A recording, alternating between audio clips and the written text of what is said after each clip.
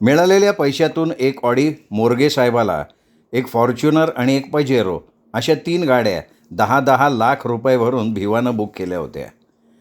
प्रत्येकी 10 लाख चौघांना दिल्यामुळे चौघेजण साहेबावर भरभरून कौतुकाची उधळण करत होते. त्यात लवकरच पजेरो गाडी मिळणार म्हणून तर सगळ्यात जास्त मानकूच हुरळला होता. त्या आनंदात सगळेच वारंवार भिवाला फोन करत होते. ॲग्रीमेंटचा सोमवार उजाडायला सुखदेव, कमलेश, सोमा चौगुले यांना घेऊन आल्याचं रंगराव, मानकू, उदयसिंग यांना पटलेलं नव्हतं. पण त्यांना पार्टनर केल्यामुळे तेही असणं गरजेचं होतं. पण त्याआधीच भिवानं चौगुले आणि कमलेशला 5-5 लाख रुपये देऊन शांत केल्याची खबर यांना नव्हती. पण ते दोघे आल्यामुळे तसे भिवा आणि सुखदेव सोडून सगळे धास्तावले होते.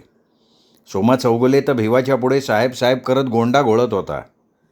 हाकनाक इतकं कौतुक करत होता की ते उदयसिंगला टोचत होतं. पैसा माणसाला कसा नमवतो हे तो बघत होता. भिवाच्या मागे त्याला दारू पिऊन शिव्यांची लाखोली वाहणारा चौगुले आज भिवाची आरती ओवाळतोय हे तोंडात बोट घालण्यासारखं होतं. त्यात त्यांनी आज नेहमीची बॅग न आणता मोठी बॅग आणल्याचं उदयसिंगला गूढच उलगडत नव्हतं. बरोबर 10:30 वाजता सुखदेव या सगळ्यांना घेऊन सयाजी हॉटेलवर आला. तिथं भिवा नव्हता. राजाराम इटकरने सुखदेवला फोन करून रूम नंबर 701ला यायला सांगितलं. ते लिफ्टनी वर आले. रूमसमोर उभे राहिले तर पाठोपाठ भिवा दुसऱ्या लिफ्टने आला. सगळे एकदम आत गेले तर बाहेर बैठकीची व्यवस्था असलेला हॉल. बंगल्यातला तो इसम इथेही आला होता. त्यांनी बसायची खूण केली आणि आत तोंड करत म्हटलं, आरबेडा बच्चाड. राजाराम इटकर क्षणात बाहेर आला. काय चहा, कॉफी, थंड काय घेणार? सगळ्यांना हात जोडून विचारलं. नको, काय नको. सोमा चौगुले घाईत म्हणाला. तुम्हाला नको असेल तर यांना घेऊ द्या. राजाराम म्हणाला तसे सगळेच नाकारले. मग राजाराम हसून चला म्हणाला. सगळे लिफ्टनं खाली आले. राजाराम, भिवा, सुखदेव, तो इसम आणि कमलेश हे एका लिफ्टमध्ये तर बाकी दुसऱ्या लिफ्टमधनं उतरले. 11:20ला ॲग्रीमेंट रजिस्टर झालं. सगळ्यांच्या सह्या झाल्यावर रजिस्ट्रारसमोर 5 चेक राजारामनी भिवाकडे दिले. भिवाने आणखीन 5 लाख रुपये देऊन कमलेशला तिथून कटवला. तो पण पैसे हातात पडताच ॲक्टिवा गाडीच्या डिक्कीत ठेवून सुसाट पळून गेला. मग सुखदेव, भिवा, राजाराम इटकरबरोबर परत सयाजी हॉटेलवर आले. जीत लागे, मानकू, रंगराव, उदयसिंग पाठोपाठ आले. राजारामनं सगळ्यांना जेवायला घातलं. जेवण झाल्यावर राजाराम सुखदेव आणि भिवाला घेऊन वर गेला. त्यांनी परत 5 बॉक्स दिले. त्या माणसाला गाडीची चावी द्यायला लावली. भिवानं दिलेली चावी घेऊन तो गेला. त्यातले 3च्या नावचे बॉक्स आहे, 2 या सगळ्यांचे. सुखदेव आणि भिवानी मानाडो लावल्या. त्याला हस्तांदोलन केलं, निरोप घेतला. ते राजहंस हॉटेलवर आले. सुखदेवनी वरचे 2 बॉक्स उचलले. त्याच्यावर नाव नव्हतं. खालच्या बॉक्सवर भिवाची नावं होती. ते 2 बॉक्स मानकू आणि रंगरावच्या हातात सुखदेवनी दिले. दोन्ही खोकी जड होती. मानकू, रंगराव ते बॉक्स घेऊन रूममध्ये आले. सोमा चौगुले गपगप होता तर बाकीचे सगळे आनंदात होते. सोमा हळूच येऊन बेडवर बसला.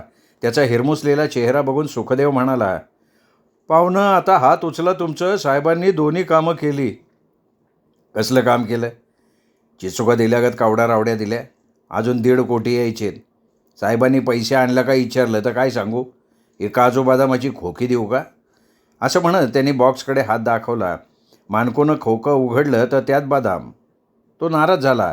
हाताने खोकं ढकललं तर ते खाली पडलं आणि बदामाबरोबर नोटांचं बंडल पडलं. तो मनात हळहळला. घाईघाईत बदाम गोळा करायला लागला. रंगरावनी खोक्यातनं नोटांचं बंडल काढलं. सगळ्या 1000च्या लाल नोटा बघून त्याचा चेहरा लालेलाल झाला. मानकूंनी सगळे बदाम गोळा करून पेपरवर ठेवले. भिवा त्यांचा हा गोंधळ बघून खवळला. अरे किती घाई करता तुम्ही लोक? पैसे काय पळून जाणार आहेत का? इटकर शेठ हुशार आहे. आपली पैसे न्यायची सोय भारी केली आहे. कोणाला संशयही येणार नाही. आता आम्हाला वाटलं त्यांनी गंडिवलं. बरं, ते पैसे नीट ठेवा. तो तुमचा हिस्सा आहे.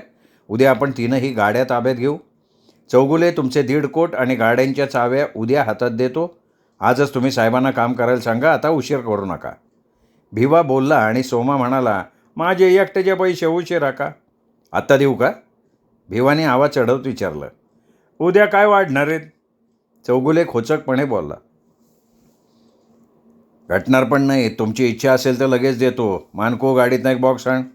असं म्हणत त्याला चावी दिली. चावी घेऊन मानकू खाली गेला. त्याच्या मागे चौगुलेही गेला.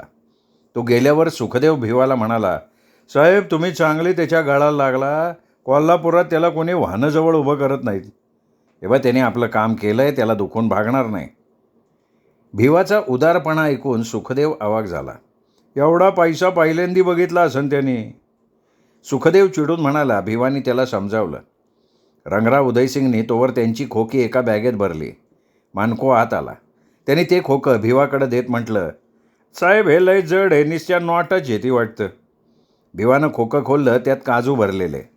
हाताने हळूच त्यांनी काजू एका बाजूला सरकवले. त्यातून नोटांचे 10 बंडल काढले. त्या बंडलांचं पुडकं सोमासमोर भरत भिवा म्हणाला, हे 1 कोटी आत्ता, उरलेले 50 लाख साहेबाची सही झाल्यानंतर. काय विश्वास नाही का साहेब? सोमा चौगुले रागात बोलला. पाहुणं आमचा विश्वास आहे तुमच्यावर, पण तुमचा आमच्यावर नाही. आत्तापर्यंत तुम्हाला दिलेल्या पैशाचा मी हिशोब नाही ठेवला, तरी तुम्ही म्हणताय तर आणखीन 50 लाख देईन मी. भिवा सोमा चौगुलेला म्हणाला. त्यावर सोमा भडकला. म्हणजे दुसऱ्यासारखं मी तुम्हाला लुटतोय का? त्यांनी नजर भिरकवत म्हटलं. तसं ते सगळ्यांना बोचलं, पण त्यावर कोणी काही बोललं नाही. भिवानी बॉक्स बंद करून ठेवला. ठीक आहे, मी निघतो. उद्या तुमची पजेरो आणि चौगुले तुमची फॉर्च्युनर घेऊन जा. भेटू उद्या सकाळी 11 वाजता. म्हणून त्यांनी तो बॉक्स उचलला. तसा मानकू पुढं आला. त्यांनी तो बॉक्स हातात घेतला आणि सगळे भिवाला आनंदात सोडवायला खालपर्यंत आले. पण चौगुले मात्र रूममध्येच थांबला होता. सगळे तयार होऊन भिवाची वाट न बघता खाऊन पिऊन रूममध्ये लोळत पडले होते. त्या लोळण्यातला आनंद आज वेगळाच होता. पैशाचा आणि गाडीचा आनंद लपत नव्हता. तो आनंद उसळून आत घुटमळू नये म्हणून की काय त्यांनी दार उघडं ठेवलं होतं. त्या दारातून आनंद बाहेर पळाल्यासारखा झाला आणि भिवा एकदम दारात उभा राहिला.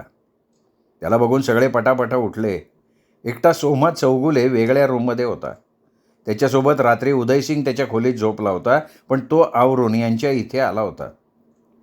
चौगुले मात्र रात्री भरपेट दारू प्यायलेला असल्यामुळे लवकर उठला नव्हता. भिवा दारातूनच म्हणाला, चला नाश्ता करू. सगळे काही न बोलता बाहेर आले. उदयसिंग वर गेला. तोवर सगळे खाली आले हॉटेलमध्ये. भिवानी ऑर्डर द्यायला सांगितली तर सुखदेवने 3 चहा सांगितले. भिवाला आश्चर्य वाटलं म्हणून त्याने विचारलं, काय आज भूक नाही का? आम्ही नाश्ता केलाय. सुखदेव हाताची घडी काढत बोलला आणि त्याने लाजल्यासारखी मान खाली घातली. अरे तुमच्यासाठी मी काही न खाता आलोय. भिवा म्हणाला आणि त्यांनी त्याचा आवडता शिरा सांगितला. इतक्यात चौगुलेला घेऊन उदयसिंग आला. चौगुलेचे डोळे लालबुंद झाले होते. ते आणि तोंड दोन्ही सोमारल्यासारखं दिसत होतं. त्याच्याकडे बघून भिवानी विचारलं, तुम्ही काय घेणार? सोडा घेतो, पोट लय डांबारले, गॅस झाला वाटतं. चौगुले म्हणाला. सगळे मनात हसले. भिवानी सोडा सांगितला. भिवाचं शिरा खाणं चालू होतं आणि चौगुले सोडा पीत उर्मट्ट ढेकर देत होता. बाकी सगळे चहा पीत होते. सुखदेव उठून बिल देऊन आला. हा एक नवीनच चमत्कार. भिवा काही एक न बोलता त्यांना सगळ्यांना गाडीत घालून गेला. तो थेट शोरूममध्ये. चौगुलेची गाडी ताब्यात देऊन तो पजेरेच्या शोरूममध्ये आला. तिथलेही सगळे सोपस्कार उरकून गाडीची चावी रंगरावकडे दिली. राहता राहिली ती ऑडी. पण मोर्गे साहेबांनी सह्या केल्या केल्या गाडी देण्याचं वचन त्यांनी सोमाला दिलं. नव्या गाड्यांमुळे सगळे आनंदात उसळले आणि हॉटेलवर जाऊन बॅगा उचलून कोल्हापूर जवळ केलं. भिवानं दिलेली यांनी पिदडून खटारा केलेली गाडी तिथंच ठेवलेली होती. भिवाचं काम झाल्यामुळे त्याच्या मनानं वेगळं वळण घेतलं. रॉकेलचा व्यवसाय हा मूळ, तो सोडायचा नाही.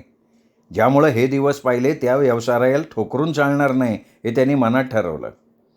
विकलेलं ऑफिस 10 लाख रुपये जास्त घेऊन त्यांनी परत घेतलं. जे काही घाण ठेवलं होतं, विकलं होतं, ते सगळं त्यांनी सोडवून घेतलं. त्यामुळे सई आनंदली. घरात वातावरण आनंदी झालं. शेवंत आत्या कुंकवाचा करंडा घरातच विसरून गेली होती.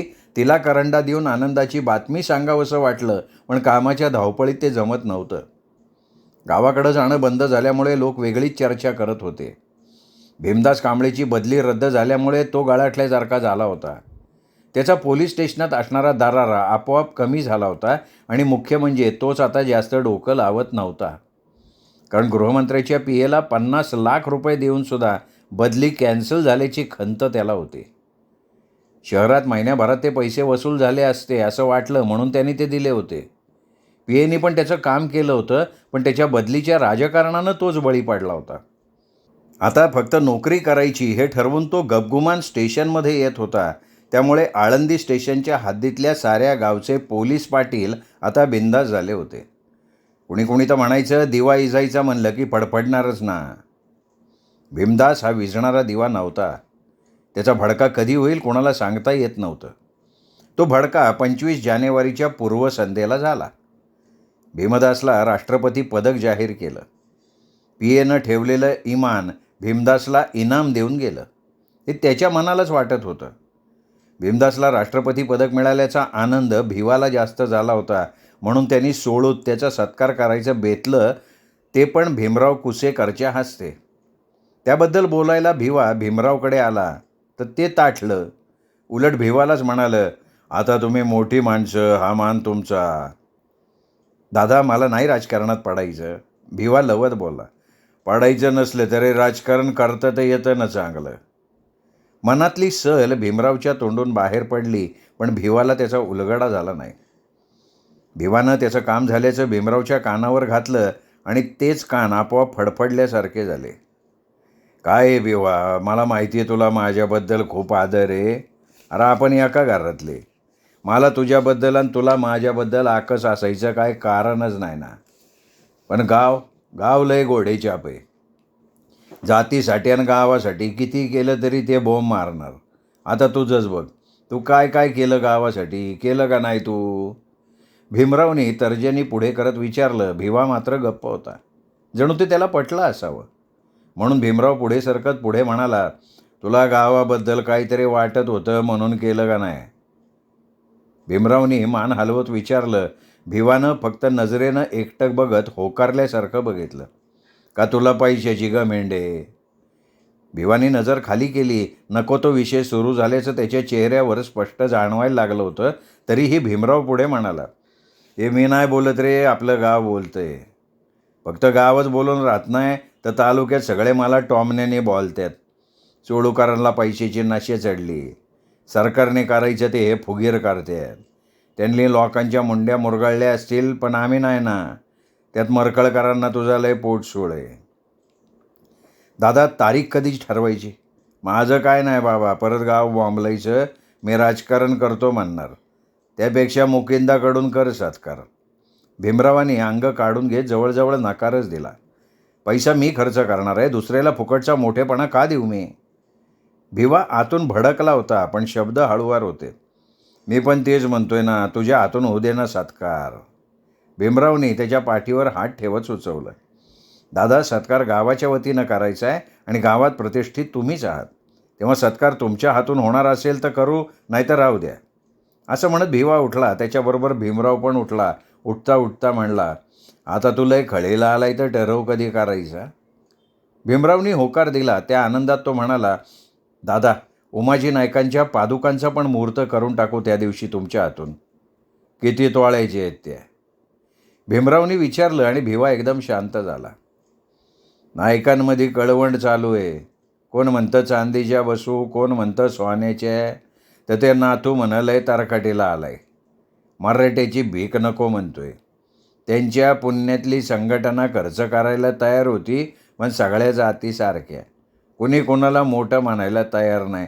त्यांच्यात पण 50 संघटना. कोणाचं काय आणि कोणाचं काय. नको त्या भानगडीत पडू. अहो, पण मी परशाला शब्द दिलाय, आपण सगळे मिळून यावर काहीतरी तोडगा काढू 2 दिवसात. ठीक आहे, त्यांना तुला मी समजवतो. असं करू, त्याच्या हाताने मुहूर्त करू. मी घेतो त्याला बरोबर गोळात.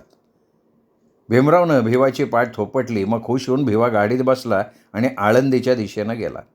सरळ पोलीस स्टेशनमध्ये आला. येताना पुण्यावरून आणलेला गाडीतला बुके घेऊन तो भीमदासच्या केबिनमध्ये आला तर तो फाईलीत डोकं खुपसून बसलेला. अभिनंदन, भिवा मोठ्यांदा म्हणाला. तेव्हा भीमदासनं सहज डोकं वर करून बघितलं आणि बसूनच म्हणाला, थँक्यू, बसा. भिवानं बुके खुर्चीत ठेवत दुसरी खुर्ची सरकवून घेतली. काय महत्त्वाचं काम चालू आहे का? नाही, बोला. फायलीवर लिहित भीमदास म्हणाला, मी तुमचा सत्कार करायचं ठरवलं आहे. कशाबद्दल? मी सत्कार स्वीकारत नसतो. राष्ट्रपती पदक पण नाकारलं आहे मी. त्याचा मेल गृहमंत्रालयाला लगेच पाठवला आहे. तो हे सगळं खाली बघत म्हणाला, का? काय तुमच्या प्रश्नाचं उत्तर द्यायला बांधील आहे का मी? भीमदासने डोळे वर करत भिवाकडे रोखून विचारलं. त्यावर भिवाला काय उत्तर द्यावं कळेना. मी बुके आणला होता साहेब. ठेवा तो. कौतुकानं माणसाची गती खुंटती, तसं अन्यायाने माणूस एक तर खचतो नाही तर पेटतो. यातलं तुमच्याबद्दल नेमकं काय घडलं म्हणून तुम्ही? त्याचं बोलणं तोडत भीमदास म्हणाला, मी आधी तुम्हाला बोललो ते कळलं नाही का? नाही, मी तुमच्या कुठल्याही प्रश्नाला उत्तर द्यायला बांधील नाही, समजलं ना? हातातल्या पेनासह हाताला मागे पुढे करत भीमदास भिवाच्या डोळ्यात डोळे घालून बोलला, तेव्हा भीमाचे डोळे आपोआप खाली लावले. मग सत्कार कॅन्सल समजू का? ठरलाच नाही तर कॅन्सल समजण्याचा प्रश्न येतोय कुठं? उजव्या हाताला इकडून तिकडं हलवत भीमदास म्हणाला. बरं, मी निघू? मर्जी तुमची. आता तुम्ही नाहीच म्हणताय तर वेळ कशाला घालू, नाही का? हा तुमचा वेळ महत्त्वाचा आहे, निघा तुम्ही. असं म्हणत भीमदासनं मानेला झटका दिला. नाईलाजानं भिवा उठून बाहेर पडला. बुके तिथंच पडला होता. श्रोते हो, हा होता आजचा भाग सुरेश कृष्णाजी पाटोळे लिखित आसरा या कादंबरीचा शेवटचा भाग आपण उद्या ऐकणार आहोत. तोपर्यंत नमस्कार.